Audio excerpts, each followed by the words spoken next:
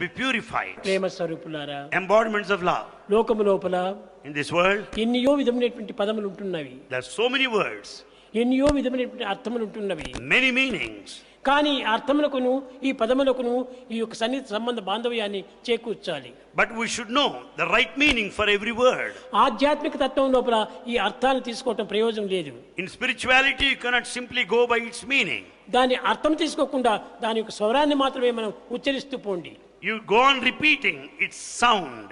ఇప్పుడు చూడండి, చాలా మందికి నేను అక్కడ చెప్తుంటాను, ఓంకారం అనేటువంటిది ఒక స్పెల్లింగ్ మాదిరి చూడాలి.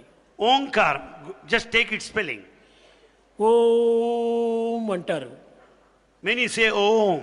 ఇది ఓం అనేటువంటి స్పెల్లింగ్ కాదు, It's not spelling that ఇది way. ఒక పదము. It's a word. ఈ పదమైనప్పుడు దీనికి స్పెల్లింగ్ ఏమిటి? Then what is its spelling? ఈ స్పెల్లింగ్ చూడాలంటే ఆ ఊ ఉం ఈ మూడు చేరితే ఓం అనే పదం వచ్చింది. And if you want to know its spelling, A-U-M, A-U-M. ఆ ఊ ఉం. A-U-M. ఈ పదం చెప్పాలంటే ఆ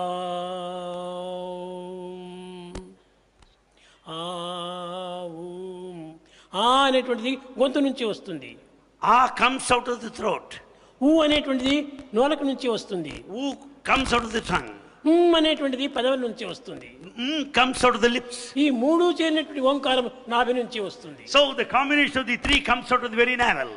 కనుకనే హృదయనాళం నుంచి వచ్చేటువంటి ఒక సౌండే నిజమైనటువంటి sound. So the sound that comes out of the heart is the true sound.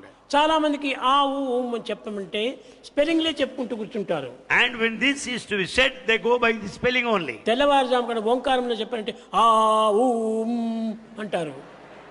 In the early hours of the morning, the Omkara is said in a wrong way. మూడింటి యొక్క సేవమేంటి స్వరూపం అని సమకాలంలో దాన్ని ఉచ్చరించాలి. And we have to say, utter Omkara in the correct way. ఎక్కడి నుంచినో plane వస్తుంటాది. The plane is dashing ఆ forward. శబ్దం ఎక్కడి నుంచినో లభించినట్టుగా తెలుస్తుంది. And you will be able to know its sound. కానీ దగ్గరకు వచ్చినప్పుడు పెద్దదిగా వినిపిస్తుంది. And you will listen. తర్వాత తిరిగి అది ఎక్కడికో పోతున్నట్టుగా కనిపిస్తుంది. And you will also hear the sound from distance. అది నిజమైనటువంటి ఒక ఓంకార శబ్దము. That is Omkara principle. ఆ లోకం నుంచి ఎక్కడి నుంచినో రావాలి.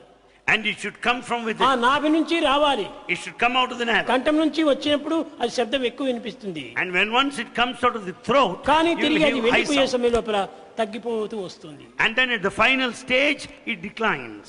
కనుకనే ఈ శబ్దం అంతా కూడా సక్రమమైనటువంటి తీసుకున్నప్పుడే మనకు సరైనటువంటి భావన కుదురుతుంది.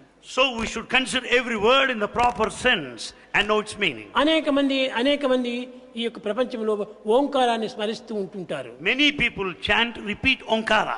ఎన్ని సంవత్సరంలో చరిస్తుంటారు. They do it for many years. స్వామి ఇన్ని సంవత్సరం నుంచి నేను ఓంకార నాదం చేస్తున్నాను, నాకు ఏమాత్రం భక్తి కుదరడం లేదు. Many come and say, Swami, I have been repeating Omkara, but I am not able to have steady devotion. కుదురుతుంది. How is it possible? సరైనటువంటి అర్థంతో నువ్వు చేస్తుంటే కదా, You are not doing it సరైన meaningfully. శృతిలో నువ్వు పెట్టుకుంటే కదా. You don't say it properly. శృతిలో రాగ తాళములు మూడు కూడా నువ్వు ఏకం కావాలి. And there should be a kind of proper rhythm in the beat. కనుకనే శృతి కూడా ఉంటుండాలి. And the tune is necessary. ఈ శృతి లయము కూడా ఉండాలి. And there should be proper rhythm.